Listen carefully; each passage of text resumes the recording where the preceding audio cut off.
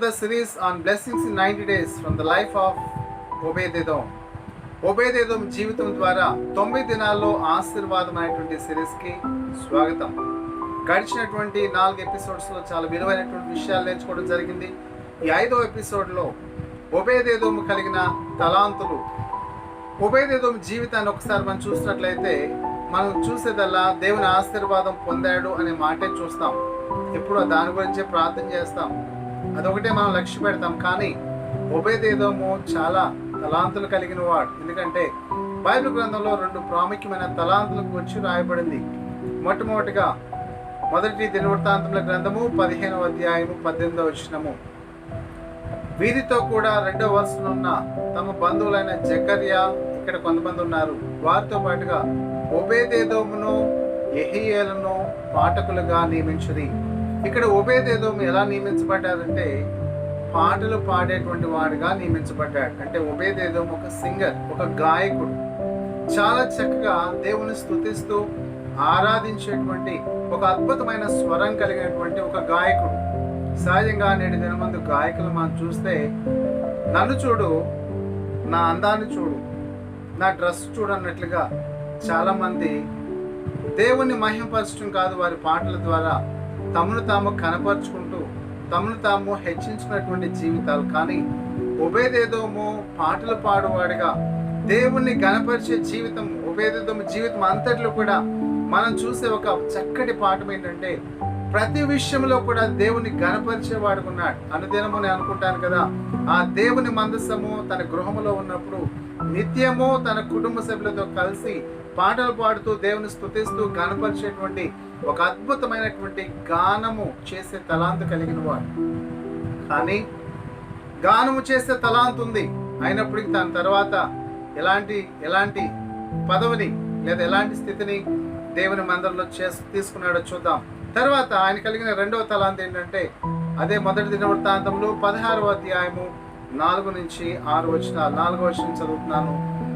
అతడు యెహోవా మందిరం ఎదుట సేవ చేయొచ్చు, ఇశ్రాయేలు దేవుడైన యెహోవాను ప్రసిద్ధి చేయుటకును వందించుటకును ఆయనకు స్తోత్రము చెల్లించుటకును లేవీయులలో కొందరిని నియమించెను. అయితే అక్కడ 5వ వచనంలో ఉంది, ఒబేదెదోము యెహీయేలు అను వారు స్వరమండలములను సితారాలను వాయించుటకై నియమింపబడింది.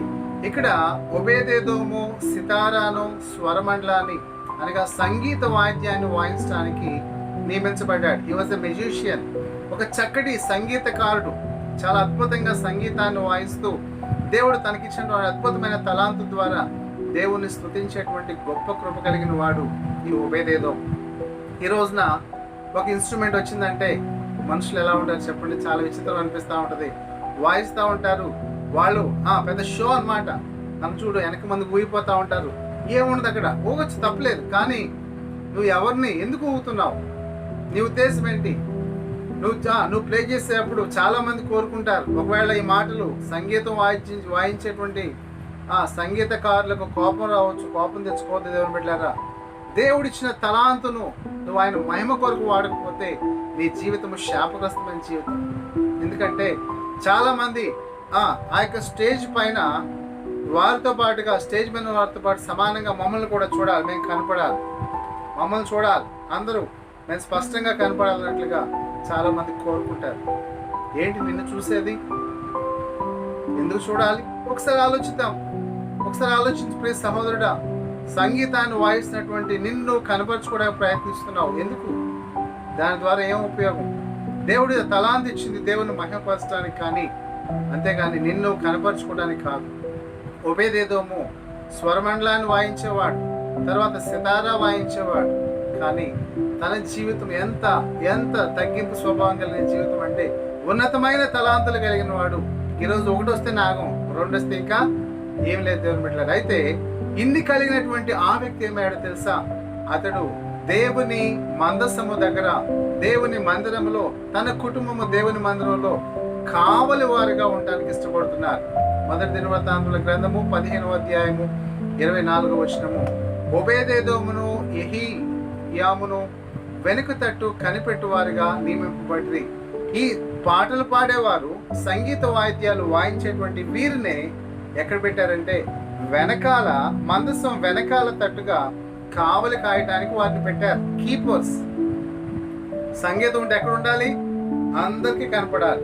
సంగీతం వాయిస్తే ఎక్కడ ఉండాలి? అందరికీ కనపడాలి. పాడితే ఎక్కడ ఉండాలి? నేను కనపడాలి. నన్ను చూడు, నా అందం చూడన్నట్లుగా ఉంటాను. కానీ వీరు ఇన్ని తలాంతులు కలిగి దేవుని మందిర పరిచర్య దగ్గరికి వచ్చేసరికల్లా దేవుని యొక్క మందస్సు వెనకాల కావలి వారుగా నియమించబడ్డారు. వారు నియమించబడిన పనిని చేయడానికి ఇష్టపడుతున్నారు. అంత మాత్రమే కాదు, మొదటి దినవృత్తాంతముల గ్రంథము 26వ అధ్యాయము 15వ వచనం చూసినప్పుడు ఓబేదెదోమునకు దక్షిణ వైపు కావలియు అతని కుమారులకు అసుపీమను ఇంటి కావలియు పడెను. వారు కావలి వారిగా, కీపర్స్ గా, గాడ్స్ గా నియమించబడ్డారు. ఒకసారి ఆలోచిద్దాం. ఒక పని విషయమై దేవుని పనిలో ఒక తలాంతు నువ్వు కలిగి ఉన్నావు. కొన్ని తలాంతులు దేవుడికి ఇచ్చారు. అయితే ఆ తలాంతులను బట్టి అహం, లేదా ఆ తలాంతులను బట్టి గర్వం, ఆ తలాంతులను బట్టి హెచ్చింపు స్వభావం నీకు వచ్చినట్లయితే చెప్పగలను, అపవాది నీలో పనిచేస్తున్నాడు. ఇది సత్యం. అపవాది నీలో పనిచేస్తున్నాడు. ఎందుకంటే ఆ దినమందు ఆ ఉన్నతమైనటువంటి తలాంతులు కలిగినటువంటి వ్యక్తి ఎవరంటే ఎవరు చెప్పండి? ఏదేను, క్షమించండి, పరలోకములో ఉన్నటువంటి ఆ లూసిఫర్. అద్భుతమైన తలాంతు ఉంది, కానీ తనలో కలిగినటువంటి ఆ చిన్న ఆలోచన, తన్ను తాను హెచ్చించినటువంటి స్వభావం నేల మట్టుకు తోయబడింది. జ్ఞాపం చేసుకుందాం. అపవాది నిన్ను శోధించకుండా, అపవాది నీ హృదయాన్ని హెచ్చించుకునే విధంగా ప్రేరేపించకుండా జాగ్రత్త పడగలిగినట్లయితే క్షేమం, సంతోషం, ఆరోగ్యం. ఎందుకంటే అప్పుడు తప్పకుండా నువ్వు ఎక్కడైనా చేయగలవు పరిచర్య. స్టేజ్ మీదైనా పరిచర్య చేసి పాటలు పాడగలవు. ఒకవేళ స్టేజ్ పక్కన కనపడకుండా సంగీతమైన వాయించగలవు. అసలు స్టేజ్తో పని లేదు. ఒక కావలి వానికి ఎక్కడో వెనకాల ఉండమన్నా కూడా మౌనంగా దేవుని పని చేస్తావు. ఎప్పుడంటే నీ మనసులో నీవు కలిగిన తలాంతు విషయమై అతిశయము, ఘనమైనటువంటి భావం నీలో లేనప్పుడు తప్పకుండా ఏ పనికైనా సిద్ధపడతావు. ప్రభు కోరుకుంటుంది ఏంటంటే ఓబేదెదోము కలిగినటువంటి మనసు మనం కలిగి ఉండగలిగినట్లయితే దేవుడు దాన్ని మెచ్చుతాడు, దేవుడు దాన్ని దీవిస్తాడు. కాబట్టి ఓబేదెదోముతో జీవితం ద్వారా అంత గొప్ప తలాంతులు కలిగి అంత స్వల్పమైన పని కొరకు సిద్ధపడుతున్నాడు. కాబట్టి అది దేవునికి ఇష్టమైనది. దేవుడు అందుకే ఆయన దీవించి ఉంటాడు. కాబట్టి అలాంటి దీవెని పొందాలంటే కలిగిన తలాంతుల విషయమై లక్ష్య పెట్టక ప్రభు విషయంలో మనం తగ్గించుకుందాం. ప్రభు మనల్ని హెచ్చించువాడే ఉన్నాడు. కాబట్టి ఇంకా ఓబేదెదోము జీవితం ద్వారా ఇంకా అనేక విషయాలు నేర్చుకోవాలనుకుంటే ఈ సిరీస్లో ఇంకా అనేక ఎపిసోడ్స్ ఉన్నాయి. ఎందుకంటే ఆ మాటలు ఓబేదెదోము మందసం బాధ్యత ఓబేదెదోముకి ఎందుకు ఇవ్వబడింది, తర్వాత 2వ ఎపిసోడు ఓబేదెదోము అద్భుతమైన పేరు, ఆశ్చర్యకరమైన అర్థం, 3వ ఎపిసోడు పిల్లలకి పేర్లు ఓబేదెదోము వలె పెట్టాలి, 4వ ఎపిసోడు ఓబేదెదోము కలిగిన తలాంతులు, 6వ ఎపిసోడు దావీదు మందసాన్ని చూసి భయపడుతున్నాడు, ఓబేదెదోము శ్రద్ధ చూపుతున్నాడు, ఓబేదెదోము ఎందుకు ఆశీర్వదించబడ్డాడు. ఈ ఎపిసోడ్స్ అన్నీ ఉన్నాయి. ఒకవేళ నిజంగా ఆశీర్వాదం కావాలనుకున్నట్లయితే ఈ ఎపిసోడ్స్ మీ ఖాళీ సమయంలో చూడండి, దైవాశీర్వాదాన్ని పొందండి. దేవుడు మిమ్మల్ని దీవించును గాక. May God bless you. Amen. Thanks for watching. Drop a like, leave a comment, and don't forget to subscribe.